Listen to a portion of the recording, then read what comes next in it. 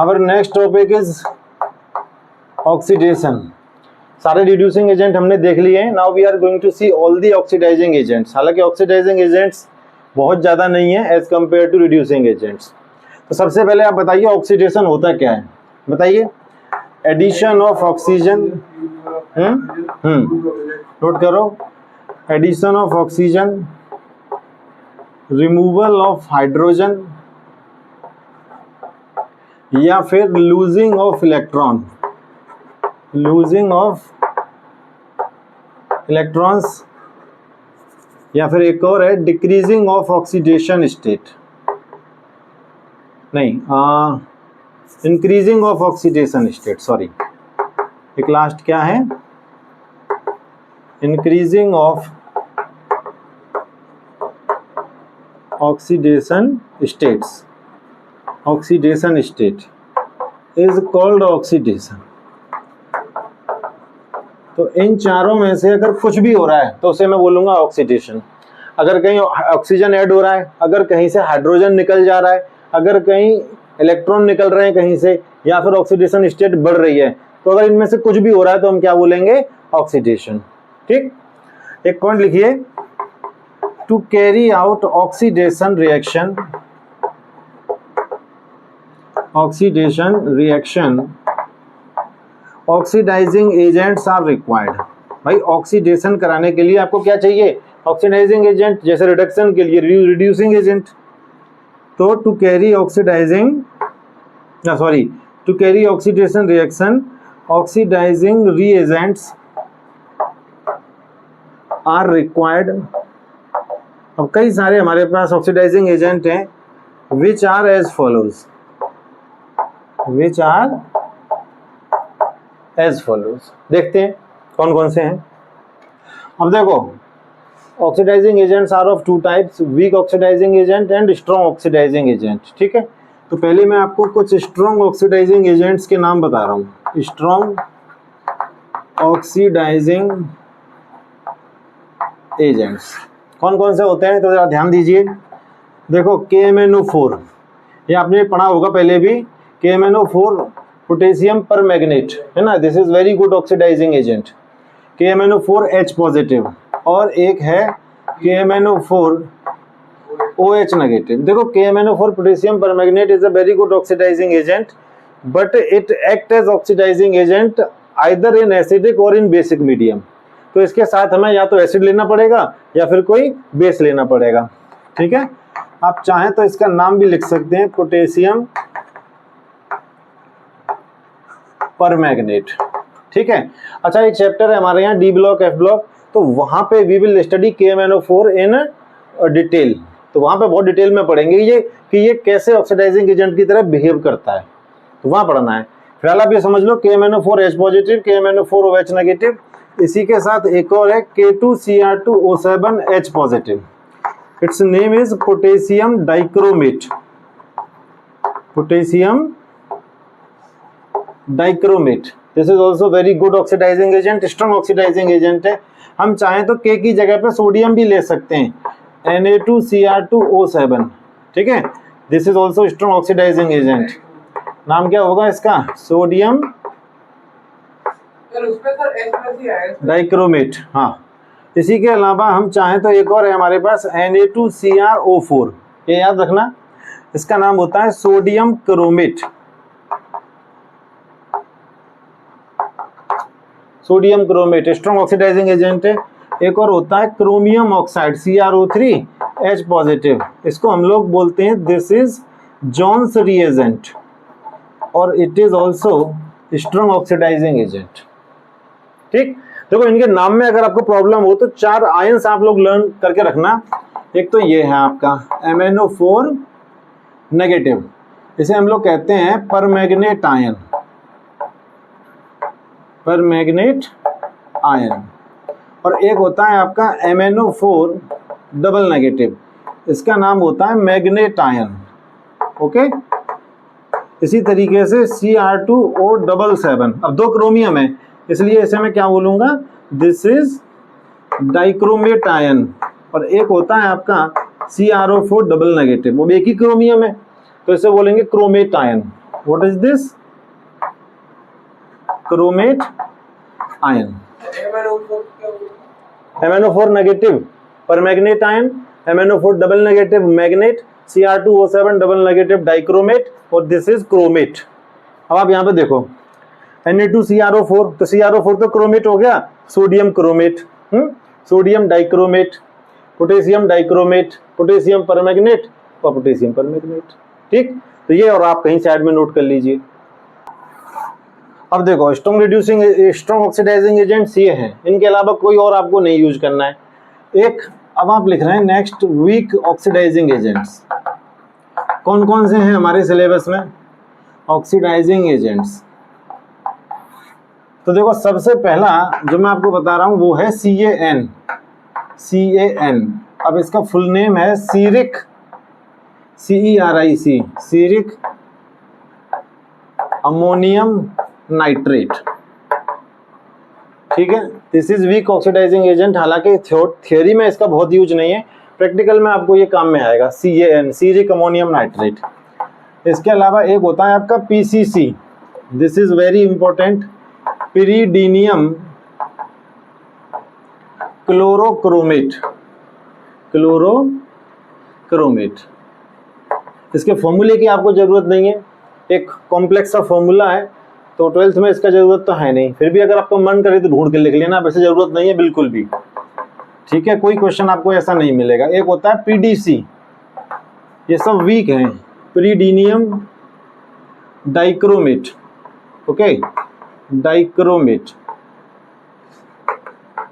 एक होता है आपका एक है कॉलिंस रिएजेंट, कॉलिंस रिएजेंट। एक होता है आपका टॉलेंस रिएजेंट, वेरी इंपॉर्टेंट। और एक है आपका 6 Fehling solution, Fehling FEHLING, Fehling solution. और एक आपका है MnO2। ठीक है जी। अब देखो इसमें से जो सबसे ज्यादा इंपॉर्टेंट है वो है आपका PCC, PDC, फेलिंग और टॉलेंस, और यही आपको पढ़ने हैं। ये मैंने आपको बता दिया है, लेकिन ये प्रैक्टिकल में ज्यादा यूज होगा, थियोरी में इसका बहुत ज्यादा यूज नहीं है। ठीक है, और कॉलिंस मैंने लिखवा दिया है, ये आपके है नहीं वैसे सिलेबस में। तो आपको PCC, pyridinium chlorochromate, pyridinium dichromate और Tollens reagent very important, Fehling solution very important. तो these 4 weak oxidising agent are very useful, very important. ठीक है, एक नोट और लिख लीजिए। देखो मैं आपको एक बात बता देता हूं, ये हमारे पास 3 ऐसे ऑक्सीडाइजिंग एजेंट हैं। एक तो ये PDC, PCC और ये कॉलिंस। ये तीनों के तीनों क्रोमियम के कंपाउंड हैं, Cr क्रोमियम के कंपाउंड है ना। तो इसके बारे में हम लिख दे रहे हैं PCC, PDC and Collins reagent are complex compound of chromium, complex compounds of chromium। ठीक है, फॉर्मूले की आपको जरूरत नहीं है, सिर्फ इतना याद रखिए। तो ये हो गए हमारे weak oxidising agents, they are strong oxidising agents. अब वीक ऑक्सीडाइजिंग एजेंट्स क्या करेंगे, स्ट्रॉन्ग क्या करेंगे, दोनों में डिफरेंस क्या है वो अभी देख लेते हैं। चलिए देखो, अब आपको बताते हैं कि डिफरेंस क्या है वीक ऑक्सीडाइजिंग एजेंट और स्ट्रॉन्ग में। तो differences between weak and strong oxidising agents.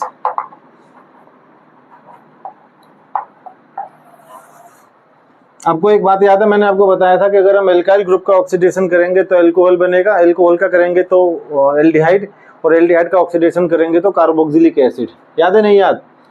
अब देखो ध्यान दो थोड़ा सा, अगर जैसे मान लो मेरे पास ये है RCH2OH, दिस इज अल्कोहल। अब अगर मैं इसका वीक ऑक्सीडाइजिंग एजेंट कोई सा भी लेकर के और मैं इसका ऑक्सीडेशन करा देता हूँ, दिस इज अल्कोहल, तो ये क्या बनेगा, this will give us aldehyde. याद रखना, मैंने आपको ये बताया था कि एल्काइल ग्रुप के ऑक्सीडेशन से अल्कोहल, अल्कोहल से बनता है एल्डिहाइड और एल्डिहाइड से कार्बोक्सिलिक एसिड। याद है? कि एक बार दोबारा बता दूं? है ना, मैंने बताया था कि एल्काइल ग्रुप के ऑक्सीडेशन से CH3 किस में चेंज हो जाएगा? CHO में, वो सॉरी CH2OH में, और फिर CH2OH किस में चेंज हो जाएगा? CHO में, और फिर ये किस में चेंज हो जाएगा? कार्बोक्सिलिक एसिड में। तो ये alkyl gas CH3, CH2OH alcohol, ये एल्डिहाइड, और दिस इज कार्बोक्सिलिक, है ना।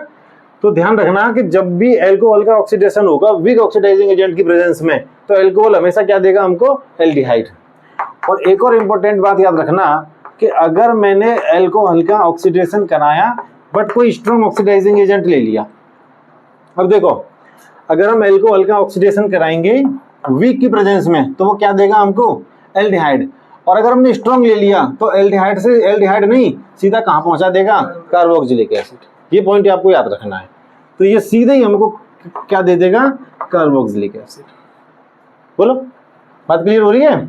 अच्छा, एक और चीज देखो जरा, ये आपका क्लियर हुआ? एक और देखो,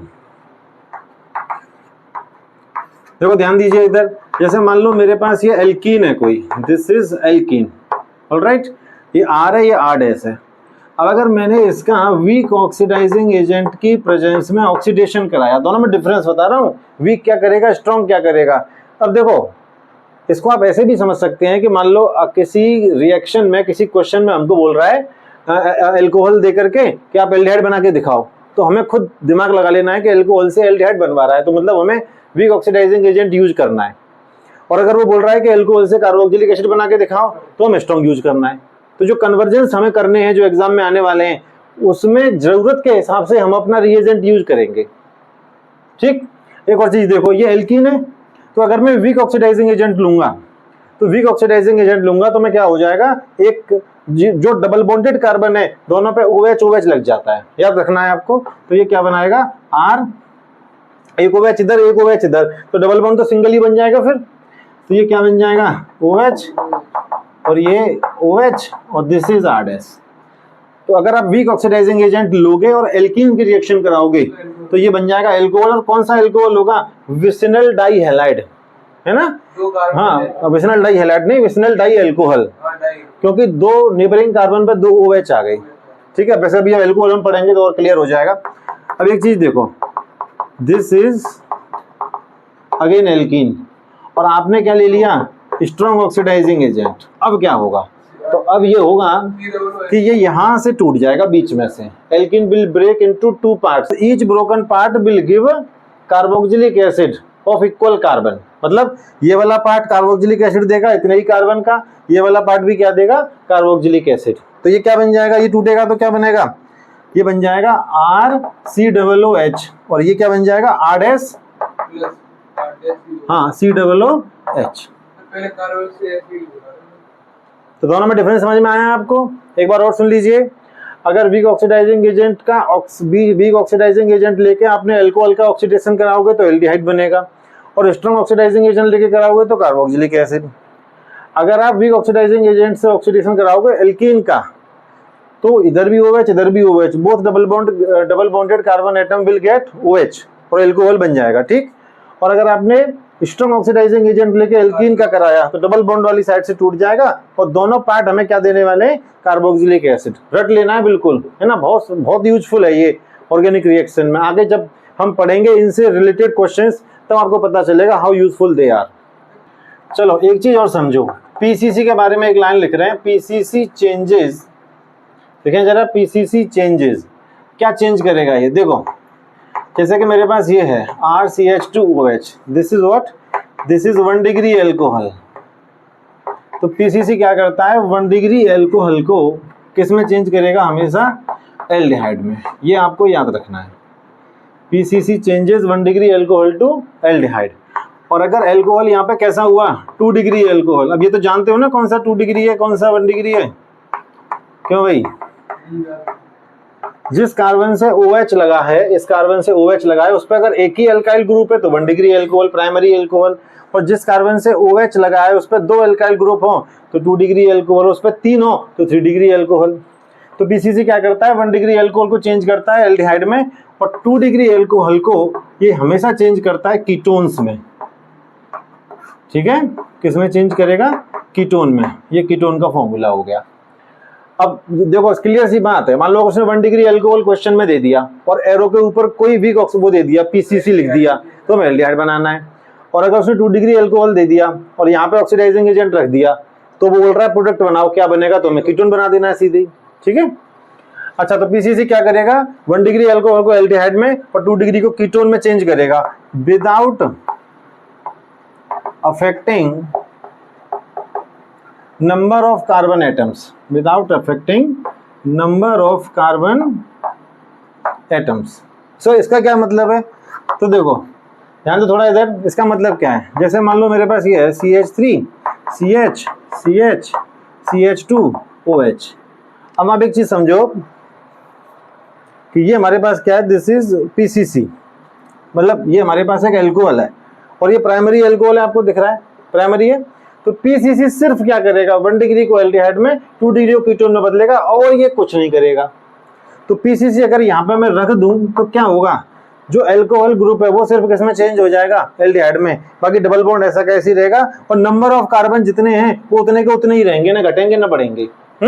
तो without affecting number of carbon atoms, तो ये क्या करेगा, सब कुछ वैसा का वैसा ही रहने वाला है, नंबर ऑफ कार्बन ना घटने वाले हैं ना बढ़ने वाले हैं, बस ये जो ग्रुप है एल्कोहल ग्रुप वो किसमें चेंज हो जाएगा, एल्डिहाइड में। ठीक, नोट करो। चलिए नेक्स्ट, अब हम देख रहे हैं कुछ ऑक्सीडेशन ऑफ एल्काइल बेंजीन। देखो this is also one very important point, alkyl benzene. एक बात का याद रखना, जैसे मैंने क्या करा, ये बेंजीन है और बेंजीन के ऊपर हमारा CH3 लगा हुआ है, एक एल्काइल ग्रुप है ये। तो अगर एल्काइल बेंजीन है, ये एल्काइल ग्रुप कैसा भी एल्काइल ग्रुप हो, चाहे 1 कार्बन का 2 कार्बन का मिथाइल इथाइल प्रोपाइल कैसा भी हो, एल्काइल ग्रुप चाहे प्राइमरी हो सेकेंडरी हो कुछ भी हो, वो हमेशा किस में चेंज होना है, ऑक्सीडेशन कराने पे कार्बोक्सिलिक एसिड में, KMnO4 H पॉजिटिव से जब कराएंगे। तो स्ट्रॉन्ग ऑक्सीडाइजिंग एजेंट हमने ले लिया KMnO4 H पॉजिटिव, तो जब हम एल्काइल बेंजीन का ऑक्सीडेशन कराएंगे तो alkyl group will change into carboxylic acid group. रट लेना, बहुत ही इंपॉर्टेंट पॉइंट है ये। अच्छा देखो, जैसे मान लो ये है, मैंने एल्काइल बेंजीन पे 2 एल्काइल ग्रुप लगा दिए, एक ऊपर और एक नीचे, तो अब क्या होगा, KMnO4 H पॉजिटिव लूंगा तो ऊपर वाला भी बन जाएगा कार्बोक्सिलिक ग्रुप और नीचे वाला भी बन जाएगा कार्बोक्सिलिक ग्रुप। एक और चीज समझिए, अगर मान लो हमने क्या करा कि यहाँ पे CH2 CH3, this is also alkyl group, 3 carbon का एल्काइल ग्रुप है, प्रोपाइल ग्रुप है ये, प्रोपाइल। तो अगर मैं इसकी रिएक्शन करा दूं KMnO4 H पॉजिटिव से, तो ये भी किसमें चेंज होगा, कार्बोक्सिलिक एसिड में। और इससे कोई मतलब नहीं है कि इसमें 3 कार्बन है, जो कार्बोक्सिलिक एसिड ग्रुप आएगा उसमें एक ही कार्बन होगा। याद रखना ये पॉइंट आपको बिल्कुल, कि एल्काइल बेंजीन का रिएक्शन जब हम KMnO4 H positive strong oxidising agent से कराएंगे, तो जो एल्काइल ग्रुप है that will change into carboxylic acid group, no matter how many carbons are present in alkyl group. जो कार्बोक्सिलिक ग्रुप है उसमें हमेशा कितने कार्बन होंगे, 1 कार्बन। ठीक, देखो अभी और इसको इंटरेस्टिंग बनाते हैं। देखो ऐसे देखिए, यहाँ पे जैसे ये है आपका CH3 और ये इट इज CH3, इसको देखो आप, तो ये alkyl group 2 degree alkyl group है, यहाँ पे 1 कार्बन ये लगा हुआ है, एक ये इधर लगा हुआ है। इसको भी अगर मैं KMnO4 H पॉजिटिव से रिएक्शन कराऊंगा तो ये पूरा का पूरा किसमें चेंज हो जाएगा, कार्बोक्सिलिक एसिड ग्रुप में, और 1 कार्बन वाला कार्बोक्सिलिक एसिड ही बनेगा। अब इनमें बाई प्रोडक्ट क्या होगा, रिएक्शन कैसे होगी, वो सब हमारा स्कोप से बाहर है, हमें जानने की जरूरत नहीं है, सीधे सीधे हमें हमारा काम करना है। ठीक, एक चीज और देखिए कि अगर मैं यहाँ पे 3 डिग्री एल्काइल ग्रुप ले लेता हूं इस तरीके से, और इसका मैं कराता हूं KMnO4 H पॉजिटिव के संग, तो यहाँ नो ऑक्सीडेशन, क्यों नहीं। तो हमें याद रखना है कि जो कार्बन हमारा लगा हुआ है बेंजीन रिंग पे, ये इस पे हाइड्रोजन होना जरूरी है। तो अभी इस पे कोई हाइड्रोजन नहीं है, तो मैं चाहूं तो लिख भी सकता हूं नो ऑक्सीडाइजेबल H हट जाएगा, ऑक्सीजन लग जाएगा। देखो यहाँ पे H हट के क्या लगा है O, तो हाइड्रोजन का हटना और ऑक्सीजन का लगना, यही तो क्या होता है ऑक्सीडेशन है, रिमूवल ऑफ हाइड्रोजन ऑक्सीडेशन है ना, addition of oxygen is oxidation. अब वहाँ हाइड्रोजन है नहीं तो हटेगा क्या, तो यहाँ ऑक्सीडेशन नहीं होगा। तो बात आपको क्लियरली समझ में आ जानी चाहिए कि एल्काइल बेंजीन में बेंजीन पे कैसा भी एल्काइल ग्रुप हो, प्राइमरी हो सेकेंडरी हो, है ये प्राइमरी है सारे, वो कैसा है सेकेंडरी, एक कार्बन का हो, 2 का हो, 3 का हो, आपको एल्काइल ग्रुप को किस में चेंज कर देना है COOH में, और COOH कितने कार्बन का होगा हमेशा 1 कार्बन का। इससे कोई मतलब नहीं है कि आपके यहाँ पे कितने कार्बन है। तो यहाँ तक आप नोट करिए और उसके बाद मैं आपको एक नोट लिखवाता हूँ, नोट। अच्छा एक नोट लिखिए जरा इधर, ये लिखो, if alkyl benzene is oxidised, if alkyl benzene is oxidized by some strong oxidizing agent, like KMnO4 H positive, KMnO4 H positive, then alkyl group changes to carboxylic acid group of 1 carbon,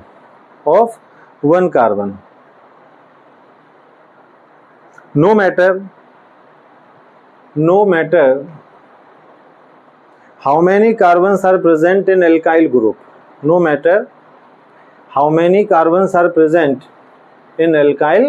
group, ठीक। एक last point और कर लीजिए, लिखो जरा, strong oxidizing agents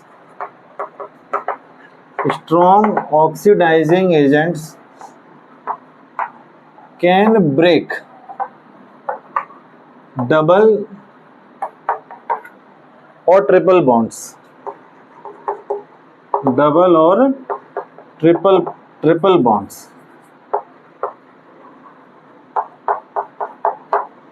कैसे, जरा reaction देखो, अभी समझ में आ जाएगा। जैसे कि मान लो हमारे पास ये है, लुक एट द बोर्ड, और this is strong oxidising agent, हमने कोई भी स्ट्रॉन्ग ऑक्सीडाइजिंग एजेंट ले लिया, तो यहाँ पे क्या होगा, ये टूट जाएगा।